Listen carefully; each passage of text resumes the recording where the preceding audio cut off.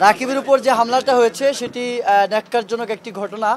এটা আমরা এবং বাকিদের উপর এটা আমরা কখনোই মেনে নিইনি এবং আমাদের ব্যাপারে খুব স্ট্যান্ড ছিল যে এই রাকিবের সাথে যেটি ঘটেছে সে ব্যাপারে প্রশাসনের পুরোপুরি দায়ী। এটা ইন্টেনশনালি হোক অথবা আনইনটেনশনালি হোক, যেভাবেই হোক রাকিবের উপর যেটা হামলা হয়েছে এটা খুবই ন্যাক্কারজনক এবং আমাদের কাছে খুবই এবং অপ্রত্যাশিত। তো সে কারণে আমরা বলেছিলাম যে এদের ব্যাপারে বিশেষ করে এখানে নিউমার্কেট থানার ওসি এবং এসির নাম কিন্তু এই দাবিতে সংযুক্ত করা হয়েছিল।